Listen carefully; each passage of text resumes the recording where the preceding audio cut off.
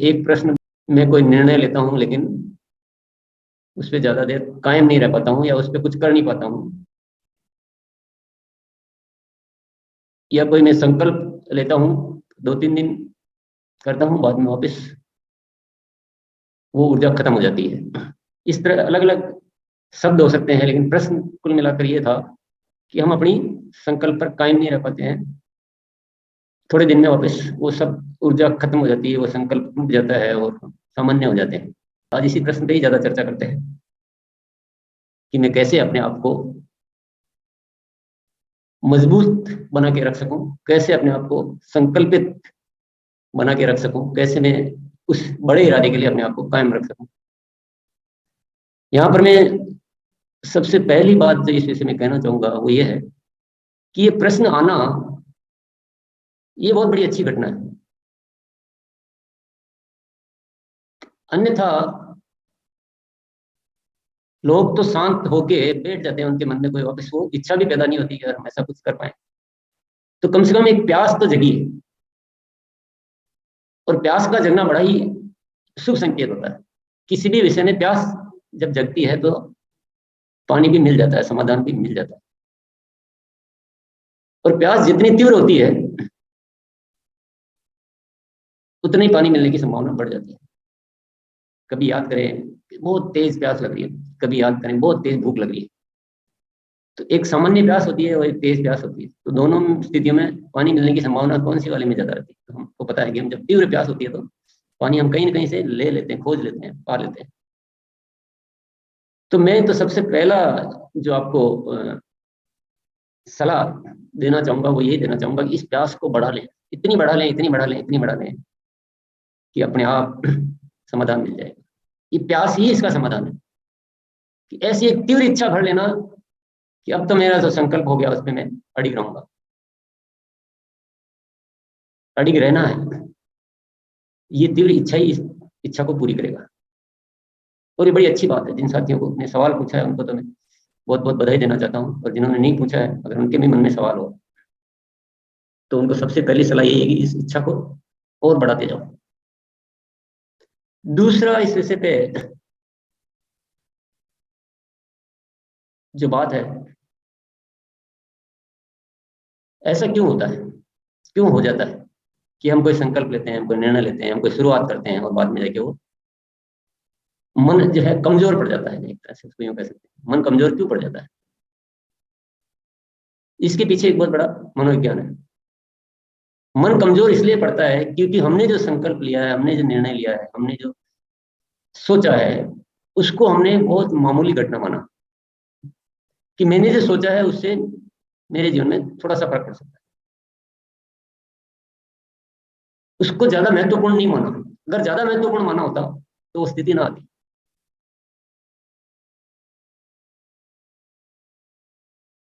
हम लोग कार्यक्रम में आते हैं, इस अभ्यास की कार्यशाला में बहुत सारे साथी आते हैं।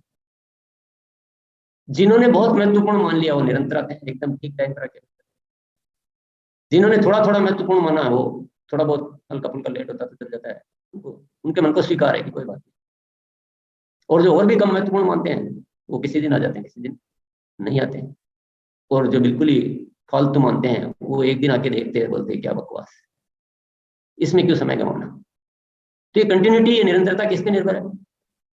हमारे कितना महत्व देने पर निर्भर है। हम जो कार्य करते हैं उसको हम कितना मानते हैं कि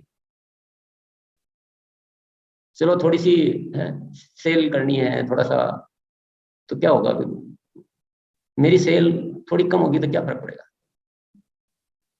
या मेरा थोड़ा सा काम कम होगा तो क्या फर्क पड़ेगा, कोई खास बात नहीं, इतना बड़ा मुद्दा नहीं।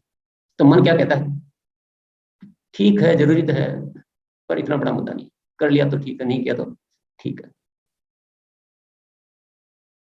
पर जिसने उस काम को ऐसा मान लिया कि यार ये तो बहुत ही बड़ी बात है, वो कभी भी ऐसा नहीं कर पाएगा। मैं आपको ये बता देना चाहता हूँ, इस पूरे सिस्टम में एक पक्ष हमारा है और एक पक्ष आपका। हमको जो काम करने होते हैं वो थोड़े बड़े स्तर के हैं, आपको जो काम करने होते हैं वो थोड़े छोटे स्तर के हैं। हमको विभिन्न बड़ी बड़ी व्यवस्थाएं करनी पड़ती है, हमको बहुत बड़ा बड़ा प्रबंध करना पड़ता है, और आपको थोड़े छोटे छोटे कदम की, चलो ये थोड़ी सी तैयारी, थोड़ी सी सेलिंग, थोड़ा सा टीम मैनेजमेंट, थोड़ा सा वगैरह। अब यहाँ पे मैं बता देना चाहता हूँ आपको बहुत स्पष्ट तौर पे, हमारे कामों की साइज कितनी बड़ी हो, पर कामों का महत्व तो आपका है, हमारा इतना महत्व तो नहीं है। हम कितना भी बड़ा कर लें, हम नए भारत का निर्माण नहीं कर सकते हैं, और आपका ये जो छोटा है ना, ये नए भारत का निर्माण कर सकते हैं। ताकत आपकी है, आपके ये छोटे छोटे कृत्य है, छोटे छोटे कामों में इतनी बड़ी ताकत है कि कुछ भी कर सकते हैं। ये पूरे हिंदुस्तान का नक्शा बदल सकते हैं, हम नहीं बदल सकते। तो ये थोड़ा सा विचार जो है ना, इस बात को समझना बहुत जरूरी है। आपकी की हुई सेल सेल नहीं है, वो एक रिवाज है, वो एक प्रथा है, और जब ये प्रथा आ जाएगी तो पूरे हिंदुस्तान की व्यवस्था बदल सकती है। आपका इस नेटवर्किंग के लिए कोई भी किया हुआ कार्य है, आपकी बदली हुई आदतें, आपका अनुशासन, आपका बोलना, आपका जाना, आपका बात करना, ये जो चीजें हैं, ये इतनी महत्वपूर्ण है, इतनी महत्वपूर्ण है कि इस धरती पर इससे महत्वपूर्ण कोई काम ही नहीं है। क्योंकि आपकी उन बातों में, आपकी उन बातों में बहुत रहस्य छिपा हुआ है। तो ये जिस दिन ये बात समझ में आ जाएगी, उस दिन कभी ऐसा नहीं होगा कि 3 दिन तो बहुत जोर से किया और फिर चौथे दिन से बैठ गया। हो सकता है ये उसी से हो सकता है जिसने अपने काम के महत्व को नहीं समझा है। छोटे छोटे कार्य है जब बहुत सारे लोगों से किए जाते हैं, तो वो दुनिया के किसी भी बड़े से बड़े कार्य से ज्यादा बड़े होते हैं। एक कविता मैं सुनाना चाहूंगा। आरसीएम का आर्थिक आजादी का मकसद पूरी तरह साफ है, इस मकसद को जो पूरा करेंगे वो सिपाही आप, हम नहीं कर सकते। गरीबी और लाचारी को भारत वर्षों से झेल रहा है, हर जन को खुशहाल बना दो ऐसे सेवक आप हैं। जिंदगी बदहाल है, आतंक से बुरा हाल है, सबको एक परिवार बना दो वो फरिश्ते आप हैं। हर हार को हम अपनी तकदीर समझ बैठे हैं, जिसे कोई ना कर पाया उसे कर दिखाने वाले बहादुर आप हैं। भूलना मत अपनी ताकत को, पास आती उस मंजिल को, भटकती कश्ती को किनारा दिखाने वाले मांझी आप हैं। मुश्किल आए ना पथ में तो सफर का मजा क्या है, हर मुश्किल को पार कर ले वो सिकंदर आप हैं। अपने लिए जिए तो वो अधूरे ही जिए, अपने लिए जिए जो अधूरे ही जिए, किसी और की किस्मत लिख दें वो विधाता आप। तो ये आपकी जो भूमिका है ना, वो बहुत महत्वपूर्ण है। आपके जो छोटे छोटे कदम, ये छोटे नहीं है, ये बहुत बड़े बड़े कदम। ये जब ये ऐसा विस्तार लेते हैं कि पता नहीं क्या सीखा करते। तो जिस दिन ये बात समझ में आ जाएगी, उस दिन एक साथ ये नहीं बोलेगा कि मेरा आज मीटर डाउन हुआ। मीटर प्रतिदिन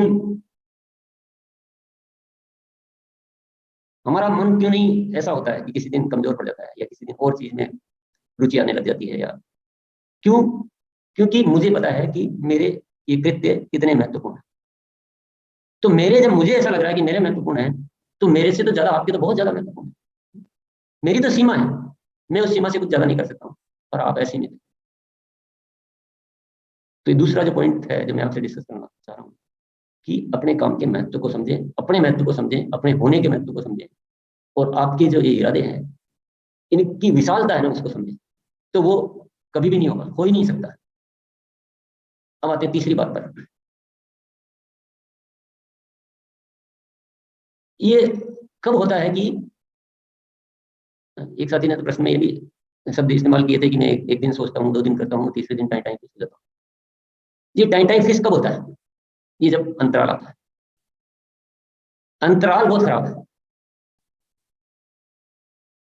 अगर हमने जब सोचा और उसी समय शुरू कर दिया, क्योंकि जब सोचते तो ऊर्जा होती है। एक साथी ने बोला था कि जब मैं किताब पढ़ता हूँ, या मैं जब कोई अच्छी बात सुनता हूँ, तो बहुत एनर्जी आती है, लेकिन बाद में टाइम टाइम फिक्स हो जाता हूँ। तो जब किताब पढ़ी, या जब ऐसे वातावरण में रहने का मौका मिला, और जब ऊर्जा बनी, उसी समय शुरू हो जाते। तो नहीं होता ना ऐसा। और कुछ लोग जब शुरू तो हो गए, फिर 2 दिन बाद विश्राम में चले। अगर निरंतर बने रहेंगे तो वो स्थिति आएगी। जो नदियां हमें पार लगाने वाली है, उस नदिया को छोड़ो मत। अवसर देना ही क्यों मन को? मन को जैसे अवसर दिया और मन विचलित होता है, मन किसी और चीज में प्रवेश, तो मन को अवसर ही नहीं देना। वो गाना आपने सुना होगा, कई बार यूं ही देखा है ये जो मन की सीमा रेखा है, मन दौड़ने लगता है अनजानी आस के पीछे, अनजानी प्यास के पीछे मन दौड़ने लगता है। तो मन को अवसर ही नहीं देना, निरंतरता को छोड़ना नहीं। जब जो शुभ विचार पैदा हो गया, उस विचार पे कायम रहो, उसको निरंतर चालू कर दो, उसी समय अपने कृत्य को, अपने जो भी एक्शन है उनको चालू कर दो, और उनको अंतराल मत आने दो। अंतराल बड़ा बुरा है। इसीलिए कल शाम के सत्र में मैंने कहा था कि प्रतिदिन करो यार, महीने में 1 दिन 2 दिन नहीं, प्रतिदिन करो। प्रतिदिन में और निरंतरता में बड़ी शक्ति है।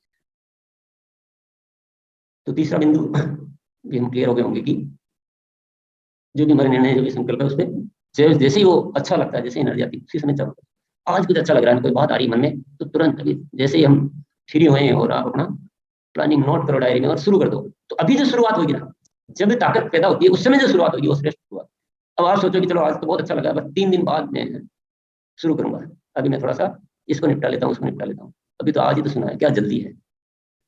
तो वो जो चीज जो मिली है ना, जो पैदा हुई है ना, जो उसका वॉल्यूम है, जो उसकी चार्जिंग है ना, वो चार्जिंग कम होती है। और ये कम कौन कर रहा है? हम खुद, हम खुद कर रहे हैं। और कोई चालू कर दो सिलसिला, तो उसको रोकना नहीं है। सिलसिला, सिलसिला ये चाहत का न मैंने बुझने दिया। चौथा पॉइंट लेते हैं। चौथा और क्या कर सकते हैं?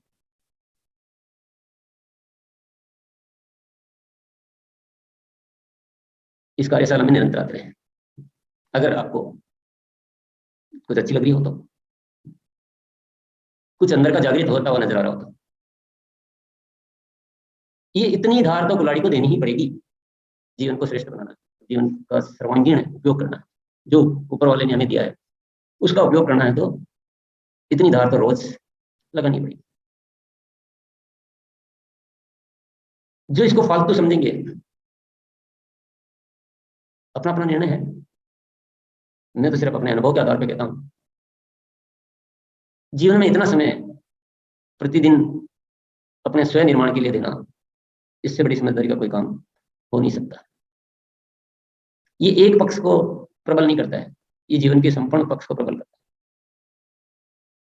इसकी वजह मैं नहीं, इसकी वजह आप लोग हैं, इसकी वजह आपका आना है।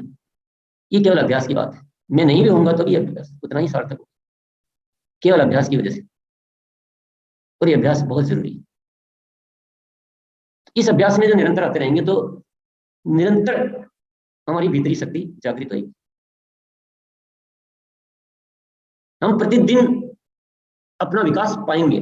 प्रतिदिन हमारे से जो कमजोर चीजें हैं वो निकलेगी, प्रतिदिन निकलेगी, और जो अच्छी चीजें वो प्रवेश करेगी। सने सने ऐसा होगा कि शायद हम तत्काल में नहीं देख पाए, पर अपने आप ऐसा परिवर्तन आ जाएगा जो एक अद्भुत होगा, जो चमत्कारिक होगा। तुरंत में वो चमत्कार दिखे ना दिखे, लेकिन असली जो जीवन की समझ होती है ना, वो इस अभ्यास से। अभ्यास कौन सा वाला जरूरी है? अभ्यास योगाभ्यास जरूरी है, या आदतों का बदलने का अभ्यास जरूरी है, या शाम का अभ्यास जरूरी है? कुछ लोग बोलते हैं इतना तो नहीं कर पाएंगे, इतना तो नहीं। कुछ लोगों की आदत होती है ना थोड़ा चुनना, जो भी होता है ना उसमें से सबसे शॉर्ट क्या है, कम क्या है। काम भी करना हो तो कम से कम क्या है, इजी क्या है। तो इंपॉर्टेंट तो तीनों ही है, तीनों का अपना अपना महत्व है, तीनों का पैकेज है। ब्रह्मा विष्णु महेश, किसको हटाओगे? आपके 3 बच्चे हो, बोले कौन सा ज्यादा महत्वपूर्ण है, तो क्या कहोगे? बोले तीनों महत्वपूर्ण। और आपत्ति क्या है? कौन से हमारी वजह से कोई पृथ्वी घूमना रुक जाएगी कि सूरज घूमना रुक जाएगा? क्या हम इधर समय दे देंगे तो हो सकता है सूरज की रोशनी कम हो जाएगा, क्योंकि सूरज तो मैं ही चला रहा हूँ, लाइट तो मैं ही देता हूँ। ऐसा तो नहीं है ना? बोलो नदियों में जल तो मैं भर रहा हूँ, अगर मैं इधर आऊंगा तो नदी में पानी कौन डालेगा?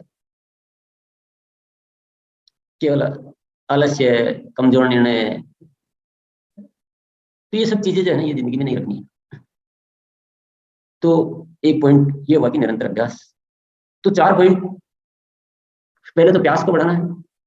जो भी आप जिंदगी में चाहते हो कि मेरे में कम है, उसको प्राप्त करने की प्यास बढ़ाओ। प्यास बढ़ाओगे तो अपने आप पूर्ति होगी। दूसरा, अपने कार्य के महत्व को समझना। वो मामूली काम नहीं, वो आप सिकंदर हो। ये देश की आजादी आपके हाथ में, ये नए भारत का निर्माण आपके हाथ में। ये जो परंपरा जो इस देश में लानी है, जो हमारी टीमों में लानी है, उस परंपरा के चालू करने वाले आप हो। कई लोगों के जीवन के निर्माण करने वाले आप हो। तो उस काम के महत्व को समझना है। तीसरा पॉइंट है, अंतराल नहीं आने देना। जब जो अच्छा लगा उसको शुरू कर दो और उसको कंटिन्यू करो। अंतराल का मौका ही क्यों देना अपने आप। और चौथा, अभ्यास में निरंतर रहना। और आपको वैसे ही लोग तैयार करने हो तो उनको भी अभ्यास में लाओ, कोई दिक्कत तो है नहीं। आजकल तो टेक्नोलॉजी, लोगों ने तो टेक्नोलॉजी का दुरुपयोग किया, पर हम तो सदुपयोग कर सकते हैं। फालतू फालतू की चीजें डाल रहे हैं, फालतू फालतू की चीजें देख रहे हैं, कोई क्या कर रहा है, कोई क्या कर रहा है। पर हम सार्थक उपयोग तो कर सकते हैं कि जूम है, जूम फुल हो गया तो यूट्यूब पे लाइव है। तो ये श्रेष्ठ उपयोग, हर चीज का सदुपयोग भी होता है, हर चीज का दुरुपयोग भी होता है। तो हम टेक्नोलॉजी का एक सदुपयोग कर सकते हैं, कोई दिक्कत है, लाओ जितना को ला सकते हैं। इसके अलावा फिर भी किसी को लगता है कि मुझे कुछ फिर भी थोड़ा सा चैलेंज आता है, तो यहाँ अभ्यास में आए और जब भी आपको मौका मिलता है तो उस संकल्प को दोहराएं बार। जब सबके सामने हम कोई संकल्प लेते हैं तो कमिटमेंट लेवल बढ़ जाता है। फिर कभी वो समस्या नहीं आएगी, थोड़ा पक्का होता जाएगा। तो ये भी 5 उपाय भी हम कर सकते हैं अगर 4 से अभी हमारा काम नहीं बन रहा होता। पर क्योंकि एक इतना जरूरी सवाल था और मेरे ख्याल से सबका सवाल है ये, और मैं भी बहुत सालों से ये चीज को देख रहा हूँ कि लोग जब चढ़ना शुरू करते हैं तो ऊपर की ओर चढ़ते हैं, पर हमारे लोग ऊपर चढ़ते, थोड़ा चढ़ते हैं, फिर वापस नीचे जाते हैं, या तो ठहर जाते हैं या नीचे जाते हैं। फिर उनको वापस विचार आता है, बात होती है, फिर वापस चढ़ना शुरू। तो इस उतार चढ़ाव में नीचे ही रह गए, समतल पे रह गए। अगर चढ़ते ही रहेंगे तो बहुत ऊपर चढ़े। तो ये सार्वजनिक मुद्दा था, इसलिए मैंने देखा कि आज इसी मुद्दे को अपन ले लेते हैं। अब इसके अलावा कुछ जो आदतें होती है, उस आदतों पे भी थोड़ी सी चर्चा हम कर सकते हैं। एक आदत, इशारे में बात को समझना। बहुत सारे साथी नहीं याद रहते हैं और बहुत सारे हम केवल आदत के बारे में तो सुनते रहते हैं, पर उस आदत का पूरा मीनिंग क्या है। इशारे में बात को समझना, इसका मतलब यह है, जैसे मुझे किसी ने ये कह दिया, उदाहरण के लिए मैं बता रहा हूँ क्योंकि वो मेरे बात बताऊंगा तो आपसे रिलेटेड होगी, लेकिन उदाहरण नहीं है। सिर्फ एक लाइन कोई बोल के चला गया कि आपको इस वितरण व्यवस्था में ये वाला काम करना चाहिए, इसको थोड़ा सा इसको अच्छा बनाऊंगा, आपके जो है शोरूम का थोड़ा सा प्रदर्शन अच्छा करो, बस एक लाइन। अब वो ये नहीं बता रहा है कि आप कैसे करोगे, कैसे एप्लीकेशंस लोगे, कैसे लोगों को ट्रेनिंग दोगे, कैसे आपका मैनेजमेंट करोगे, वो इतनी बात नहीं बताया। सिर्फ इतना बताया कि आप ये वितरण केंद्र है उनको थोड़ा सा अच्छा करो। तो मुझे क्या करना चाहिए, मुझे वो इशारा मिल गया कि ये मेरे सिस्टम के लिए बहुत महत्वपूर्ण बात है। अब आगे का काम किसको करना है, मेरा ये रोल नहीं है कि यार आप थोड़ा मुझे ये भी बता दो कि कैसे कैसे करना चाहिए, इसका मैनेजमेंट क्या करना चाहिए, कैसे टीम रखनी चाहिए, इसका थोड़ा डिजाइन भी आप करके दे दो, मुझे बता दो। तो फिर 1000 चीजें है उसमें करने की। अब मेरा काम है कि मैं उसमें अपना दिमाग लगाऊं, उसकी प्लानिंग करूं, उसमें शुरू करूं, और अनुभव के बाद कुछ लगता है कि ये नहीं, ये करना चाहिए, तो वो भी मैं खुद ही करूं। आपको मैंने एक इशारा दे दिया कि आपकी टीम में सेलिंग का कल्चर बढ़ाना है। क्या करना है, आपकी टीम में सेलिंग का कल्चर बनाना है। आपका जो टीम है इतनी बड़ी, उसका औसत जो है परचेज का फिगर बहुत छोटा है, औसत परचेज का फिगर बहुत छोटा है, इसको बढ़ाओ। अब बाकी काम किसका है, इशारा मिल गया ना, बहुत है ना। इससे आपको समझ में आ जाना चाहिए कि बढ़ाएंगे तो कितना बड़ा काम हो सकता है। इसको कहते हैं इशारे में बात को समझना। अब अपने यहाँ ये भी बता दिया, कोई बात नहीं। अब आगे ये भी बता दिया कि आप ऐसे रिपोर्ट देखो, और रिपोर्ट देख के लोगों को इनवाइट करो, उनको ट्रेनिंग दो, लगातार सेशन रखो उनका, 1-1 घंटे का ट्रेनिंग दो। वो भी बता दिया, तो भी उससे भी नहीं हो पाया काम। फिर चलो ये भी बता दिया कि ट्रेनिंग में आपको क्या क्या पॉइंट पे बात करनी है, कैसे अभ्यास कर सकते हैं, ये भी बताया, तो भी नहीं हुआ। आपको ये भी बताया कि प्लान मत दिखाओ, प्रोडक्ट दो। ये अभी तो चलो अपन रोज मिल रहे हैं तो मैं रोज बात कर रहा हूँ, पर ये मेरी एजुकेशन में तो मेरे को कम से कम, मैं ये 10-15 सालों से, मेरी 2005 की लिखी हुई किताब भी आप पढ़ लोगे तो उसमें भी यही बात लिखी है मेरी। एक इशारा काफी होता है ना समझने के लिए। अगर हम इशारे में बात को समझने लग जाए तो आप तो क्या से क्या कर सकते हो। पर हमने क्या कर रखा है, नहीं समझने का ठेका ले रखा है। बुरा मत मानना, मैं केवल जगाने के लिए बात कर रहा हूँ, आपकी बुराई नहीं कर रहा हूँ, आपकी तारीफ कर रहा हूँ, और तारीफ करने के लायक बना रहा हूँ।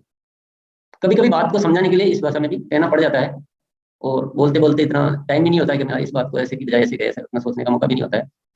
तो कभी कभी ये ऐसा कहना पड़ता है, पर बात तो सत्य तो है कि अगर हम इशारे में समझने लग जाए ना।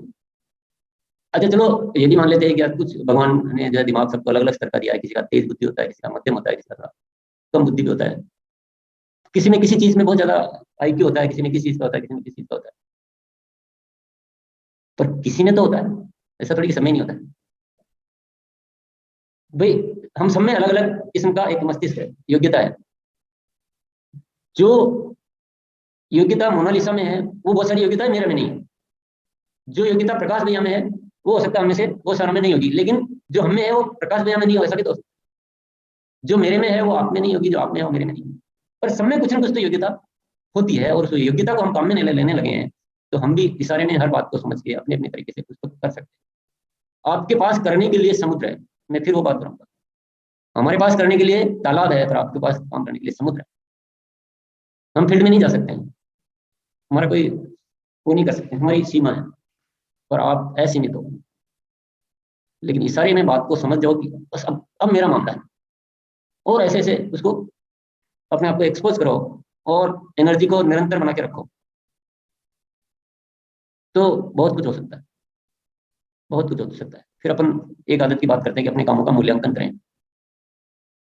अब एक चाल पकड़ ली, हम क्या कर रहे हैं, हम कोई दुनिया की चली हुई रीति रिवाज पे काम कर रहे हैं या हम कोई अनुसंधान कर रहे हैं, बस ये डिफरेंस को समझा भाई। जो सदियों से कोई परंपरा चली आ रही है उस पर चल रहे हैं, या हम कोई नया अनुसंधान, नई खोज कर रहे हैं। हम तो नई खोज कर रहे हैं ना। तो जो खोज करने वाले लोग मूल्यांकन करना बंद कर देंगे तो खोज कैसे हुई। जिसने बल्ब का आविष्कार किया 10,000 बार अपने काम को चेक किया कि नहीं ये ठीक नहीं हुआ, मुझे थोड़ा सा ये फिर ठीक चेक किया, फिर मूल्यांकन किया, फिर ठीक करना, फिर चेंज करता गया, जब जाके खोज हुई ना। तो हम जो कर रहे हैं वो कितना अच्छा है, कितना चेंज करने की जरूरत है, ये तो मूल्यांकन प्रतिदिन करना पड़ेगा। एक चाल पकड़ ली, चाल को जहां जहां जरूरत है वहां नए आविष्कार करने, नए अनुसंधान करने पड़ेंगे, नए तरीके इस्तेमाल करने पड़ेंगे। अगर ये चीज हम लेंगे तो देखो कितना अद्भुत संयोग दिया है ऊपर वाले ने, कि कहाँ दुनिया में ऐसे ऐसे लोग हैं जिनको 50 आदमी उनको ढूंढे नहीं मिलेगा। कोई बोले आपके क्लोज कितने अच्छे, जिनसे बहुत क्लोज संपर्क है, जो बहुत आपसे प्रभावित है, बोले कितने लोग ला सकते हो आप नाम। बोले बहुत मुश्किल है, 3-4 नाम भी मुश्किल है, ऐसे लोग दुनिया में मिलेंगे।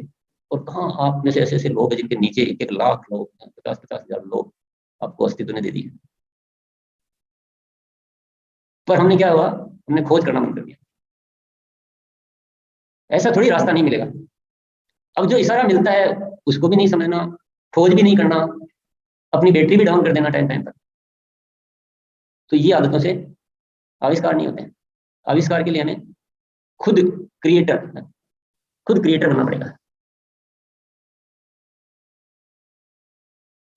एनर्जी लाके और उसको लगातार बना के रखनी है, बढ़ाते रहना, कम नहीं होने देना।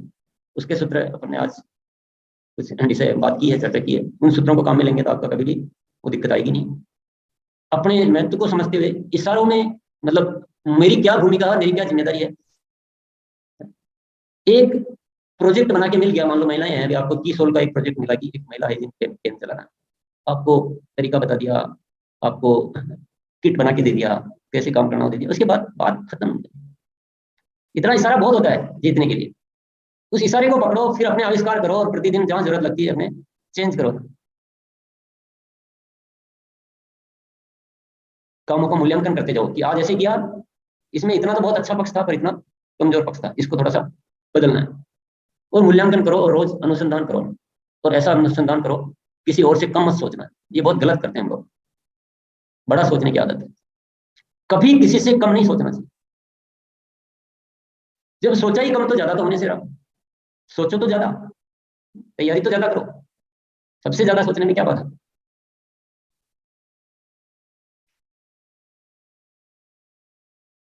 बड़ा सोचने का, बड़ा सोचने की आदत। थोड़ा सोचेंगे, छोटे विचार आएंगे मन में। विचार भी चुरा ले जाता है कोई। बड़ा सोचेंगे तो बड़े विचार आएंगे। और इन सबके साथ विश्लेषण क्षमता, विश्लेषण क्षमता, निर्णय लेने की क्षमता कि क्या सही है और क्या गलत है, इसका निर्णय लेना जरूर आना चाहिए। केवल किसी ने कुछ कह दिया, उसकी बात सुना, खुद का विवेक का इस्तेमाल नहीं किया, कुछ नहीं होगा जिंदगी। मैं भी गलत कह सकता हूँ, कोई जरूरी नहीं है कि मैं जो कहूँ वो सब सही हो। सब सही क्या होता है? जो हमारा निर्णय कहता है। वो उतनी क्षमता हमें होनी चाहिए कि हम सही और गलत का निर्णय ले सके, कि ये तरीका सही है, ये रास्ता सही है, ये करना सही है, ये सोचना सही है। ये इतना विश्लेषण करना आना चाहिए। नहीं तो अभ्यास करो, धीरे धीरे सब कुछ अपने आप होता जाएगा।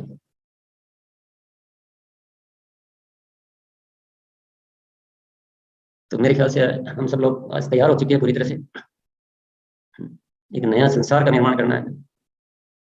मैं पहले ही आपको ये कह चुका हूँ कि मैं एक माध्यम हूँ, पर मेरे माध्यम से ये अस्तित्व आपको कुछ निर्देश देना चाहता है। और अस्तित्व ये कहता है कि, अस्तित्व क्या कहता है कि मेरे आगोश में आ जाओ, मेरे आगोश में आ जाओ, मैं आपकी जिंदगी को हर तरह से रोशन करना चाहता हूँ। अस्तित्व पुकार रहा है। बहुत सालों पहले एक गीत अस्तित्व ने रचना करवाई थी। माता बुला रही है तुम्हें, मेरे लाल तुम आ जाओ।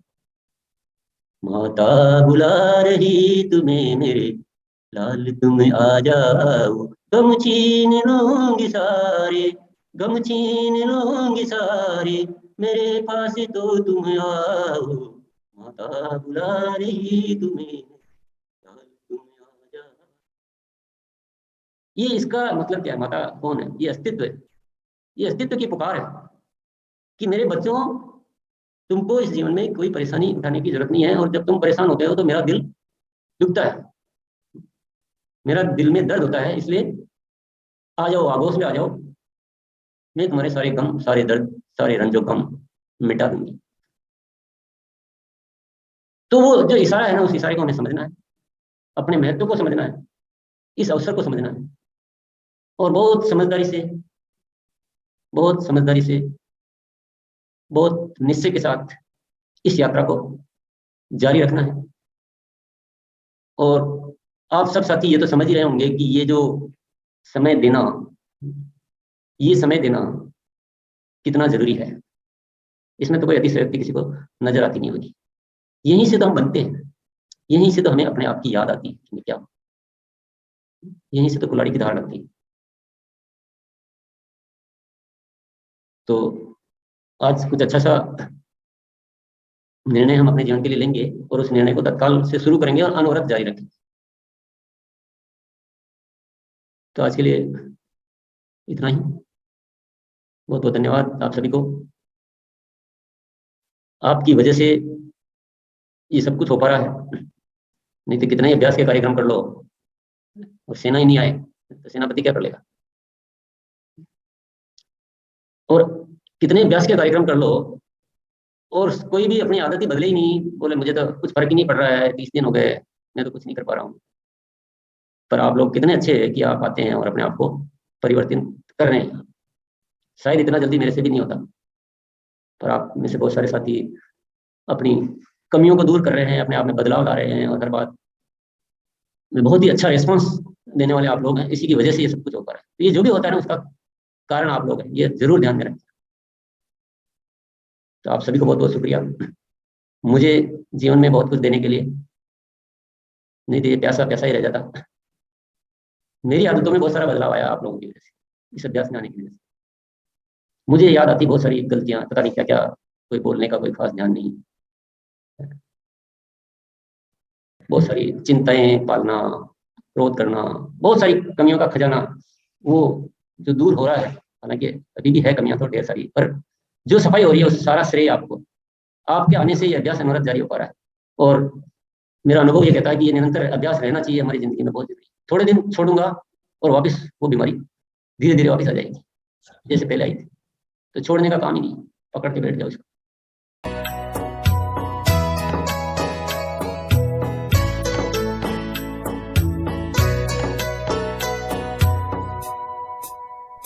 माता बुला रही तुम्हें मेरे लाल, तुम आ जाओ। माता बुला रही तुम्हें मेरे लाल, तुम आ जाओ। गम छीन लूंगी सारे, गम छीन लूंगी सारे, पास तो तुम आओ। माता बुला रही तुम्हें मेरे लाल, तुम आ जाओ।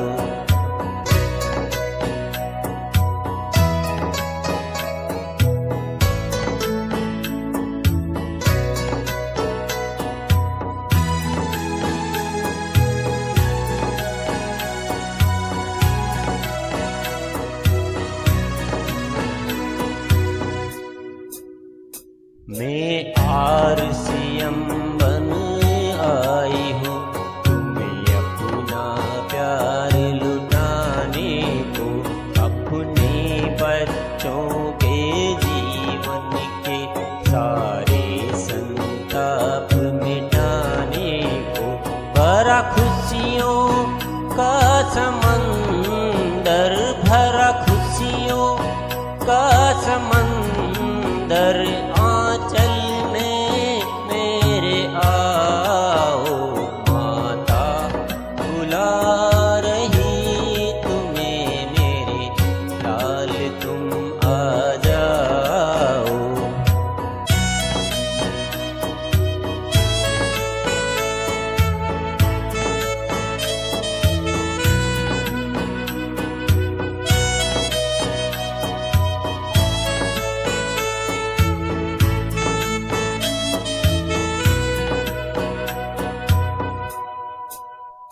माँ के लिए तो कोई हो, हर बेटा एक होता है।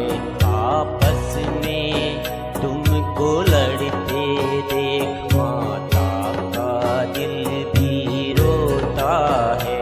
आपस में यूं झगड़ कर, आपस में यूं झगड़ कर, माता को मत रुलाओ। माता बुला रही तुम्हें मेरे लाल, तुम आ जाओ।